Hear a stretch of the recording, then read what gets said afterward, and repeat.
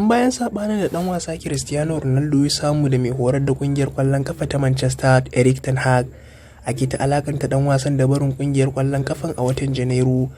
Sai dai an alakanta wannan dan wasa ne da kungiyoyin kwallon kafa guda biyu, kungiyar kwallon kafa ta Chelsea da kuma kungiyar kwallon kafa ta Napoli. Sai dai shugaban kungiyar kwallon kafa ta Napoli a satin nan ya fito ya baranta kansa da dan wasa Cristiano Ronaldo, inda ya bayyana 'yan wasanninsa guda biyu Victor Osimhen da kuma dan wasa Simeone sun wadatar da su ba wa kungiyar kwallon kafan tasu gudunmawa.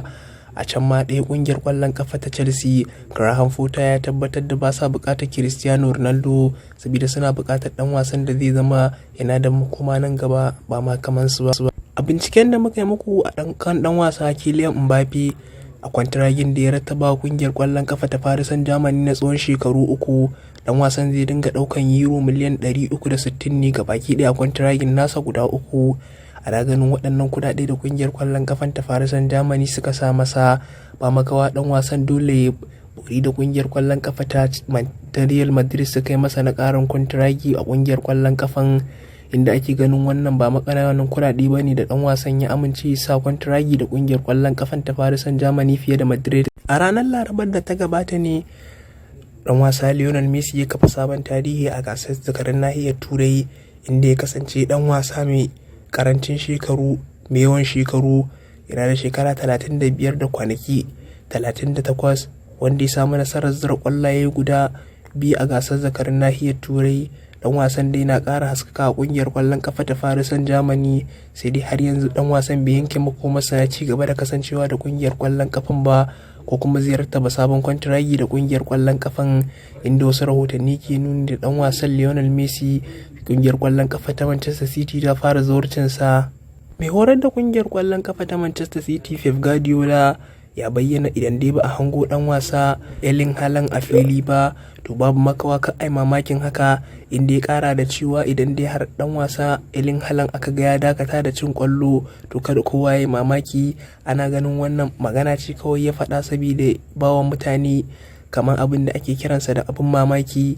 Erling Haaland dai ya fita an soya shi ne a wasan da kungiyar kwallon kafa ta Manchester City ta fafata da kungiyar kwallon kafa ta Dortmund, inda mai horarwa ya tabbatar da dan wasan ya samu ciwo ne, inda ya bayyana zazzabi ne ke damun wannan dan wasa, inda ya bayyana ba zai fafata da shi. Dillalin dan wasa Ansu Fati Jigo Mendes ya bayyana da yiwuwar za su lalbawa dan wasan nasa kungiya idan dai har kungiyar kwallon kafa ta Barcelona bata ci gaba ba wannan dan wasa gudunmawa na mafafata wasa mako bayan mako ba. Dan wasan dai ya jima da sawowa daga rauni, sai dai mai horar da kungiyar kwallon kafa ta Barcelona Xavi baya ba wannan dan wasa dama yana fafata wasa mako bayan mako. Sai dai dillalin wannan dan wasa ya tabbatar da idan dai har Barcelona ba su ci gaba da ba wannan dan wasa nashi fafata wasa mako bayan mako ba, to ba makawa dan wasan zai lalubi sabuwar kungiya. An san wannan dillali da matsawa kungiyoyin kwallon kafa. Dillalin wannan dan wasa shine da dillalin dan wasa Cristiano. Magoya bayan kungiyar kwallon kafa ta Manchester United suna ta yi wa dan wasa Frenkie de Jong na Barcelona dariya saboda suna ganin dan wasan ya guji fafata wasa a kungiyar kwallon kafa ta Manchester United ne domin ya fafata gasar zakarin nahiyar Turai a Barcelona. Sai dai Barcelona a satin nan da ya gabata ta tabbatar da ta fada gasar zakaru na biyu wato Europa League. Sai dai dan wasan ya bayyana shi fa muradinsa shine fafata wasa a kungiyar kwallon kafa ta Barcelona, ba wai ya je fafata wasa a wata kungiya ko zakarin nahiyar Turai ba, inda ya bayyana koda a ce Barcelona ba su fafata gasar zakarin nahiyar Turai ba ko kuma Europa, to fitarsa a Barcelona. Kwallaye 6 ne suka rage dan wasa Rodrigo Goes na kungiyar kwallon kafa ta Real Madrid da kafa sabon tarihi a matsayinsa na dan wasa dan asalin kasar Brazil da ya fi kowa zira kwallo a kungiyar kwallon kafan. Roberto Carlos shine kan gaba yanzu wajen zira kwallaye a kungiyar kwallon kafan ta Real Madrid. Ana ganin dan wasan da karancin shekarunsa ka iya karya wannan tarihi, haka ma ya kafa sabon tarihin a kungiyar kwallon kafan.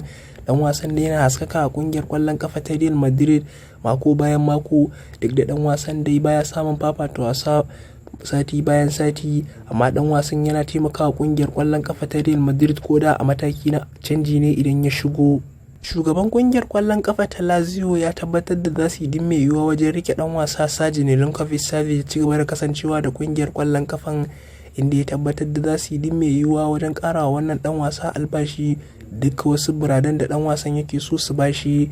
Ana ganin idan dai har kungiyar ta rasa wannan dan wasa to ba makawa ta yi babban rashi a kungiyar kwallon kafan ta Lazio. Manchester United dai yanzu ita ce kan gaba don zawarcin wannan dan wasa na kungiyar kwallon kafan dan asalin kasar Serbia.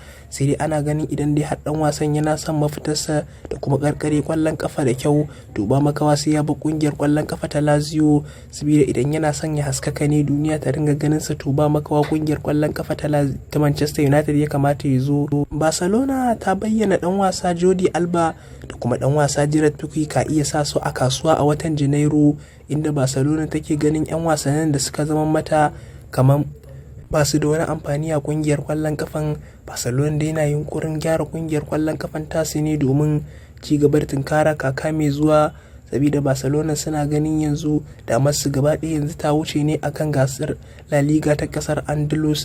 Shi sa Barcelona suke kokarin kawo matasan 'yan wasanni. Mai horar da kungiyar kwallon kafan Xabi ya tabbatar da Balde shine namba 1. Hukumar da take shirya gasar La Liga ta ƙara zaɓar ɗan wasa Federico Valverde a matsayin gwarzon ɗan wasa da watan da ya gabata. Ɗan wasan da yana haskaka a ƙungiyar ƙwallon ƙafa ta Real Madrid musamman wasannin da suka fafata. Sai dai ɗan wasan ya samu rauni a fafatawa ƙungiyar ƙwallon ƙafa ta Real Madrid a gasar zakarin nahiyar Turai, inda aka tabbatar da ɗan wasan zai dawo ya ci gaba da fafata wasa a wannan mako da ƙungiyar ƙwallon ƙafan.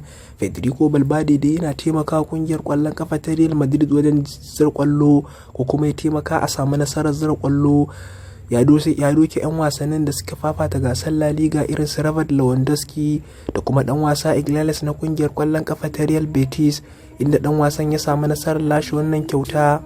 Har yanzu dai Manchester United tana yunkurin ɗaukan ɗan wasa Victor Osimhen idan dai har ɗan wasa Cristiano Ronaldo kwantaraginsa ya ƙare ko kuma ya matsa ya bi ƙungiyar ƙwallon ƙafan ta Manchester a watan Janairu. Sai dai shugaban ƙungiyar ƙwallon ƙafan ta Napoli ya bayyana ɗan wasa Osimhen fa ba na siyarwa ba ne, inda ya tabbatar da ɗan wasa Victor Osimhen yana da mahimmanci a ƙungiyar ƙwallon ƙafan tasu. Ba za su yi gaggawa sai da wannan ɗan wasa ba, duk da sun samu ɗan wasan da yake samun nasarar zira ƙwallo wato ɗan wasa Simeone. Sai dai ya tabbatar da ɗan wasa Victor Osimhen ba goge wasu ɗaya da ɗan wasa Simeone ba, inda ya tabbatar da ɗan wasa Victor Osimhen fa ba na siyarwa ba ne ba. Shugaban ƙungiyar ƙwallon ƙafa ta Inter Milan ɗan China ya tabbatar da ƙungiyar ƙwallon ƙafan tana din mai yiwuwa wajen ƙarawa ɗan wasa Milan Skriniar kwantiragi. Ana ganin ƙungiyar ƙwallon ƙafan ka iya amincewa tunda suka samu nasarar zuwa gasar Champions League wato round 16. Dan wasan ka iya amincewa ya taɓa sabon kwantiragi da ƙungiyar ƙwallon ƙafan. Sai dai an ƙare wannan shugaba ɗin China tambaya game da sai da ƙungiyar da ake yada jijice a kanta. Sai dai ya tabbatar da ƙungiyar ƙwallon ƙafan fa har yanzu ba ta siyarwa ba ce ba. Duka masu faɗin wannan magana kamar ƙarya suke yi. Ana ganin Skriniar idan dai har bai amince da ta yin da Paris Saint-Germain take yi masa ba to ba makawa zai zo ci gaba da kasancewa da ƙungiyoyin ƙwallon ƙafa da dama a nahiyar Turai na zawarcin ɗan wasan gaba na ƙungiyar ƙwallon ƙafa ta Napoli Cavara. Dan wasan dai ba a san shi ba, ƙungiyar ƙwallon ƙafan ta nemo shi ta siye shi akan kuɗi euro miliyan 5. Sai dai dan wasan yana haskaka musamman a gasar zakarin nahiyar Turai har ma da gasar Serie A ƙungiyar ƙwallon ƙafan. Dan wasan dai Manchester City har ma da kungiyar kwallon kafa ta Manchester United duka na zoracin wannan dan wasa. Sai dai ana ganin abu ne mawuyaci kungiyar kwallon kafan ta Napoli ta saki wannan dan wasa nata Cavara na gaba, inda dan wasan a yanzu shine dan wasa da ya zama kan gaba kungiyar kwallon kafan ta Napoli wajen taimaka mata a wasu wasannin da yawa. Kungiyar kwallon kafa ta AC Milan har ma da Inter Milan na zoracin dan wasan tsakiya na Atletico Madrid Rodrigo de Paul. Sai dai ana ganin dan wasan ba lalle ne ya amince da ta yin kungiyoyin kwallon kafan ba, inda dan wasan ma ya tabbatar da yana jin daɗin kasancewarsa a kungiyar kwallon kafan ta Atletico Madrid. Dan wasan dai ana ganin baya samun fafata wasa mako bayan mako musamman a wannan kaka. Sai dai shi kansa dan wasan ya tabbatar da yana jin daɗin kasancewa musamman a lokacin Diego Simeone, inda ya bayyana idan dai wata ran baka samu fafata wasa ba to wata ran zaka samu fafatawa a wannan kungiya. Dan wasan gaba na kungiyar kwallon kafa ta Juventus Angel Di Maria ya karyata rahotannin da ake ta alakanta shi da barin kungiyar kwallon kafan a wannan watan Janairu mai kamawa. Dan wasan ya tabbatar da shi fa ba wani matsi da yake samu a kungiyar kwallon kafan. Sai dai dan wasan an tabbatar da ya samu raunin nasa idan dai bai yi tsayi ba dan wasan ba lallai ya fafata gasar zakarin nahiyar Turai ba. gasar zakarin nahiyar turai da kungiyar kwallon kafan za ta fafata har ma da gasar cin kofin duniya. Sai dai dan wasan ya tabbatar da shi fa yana jin daɗin kasancewarsa musamman a kungiyar kwallon kafa ta Juventus karkashin jagorancin Massimiliano Allegri, inda ya bayyana dukkan rahotanni ne na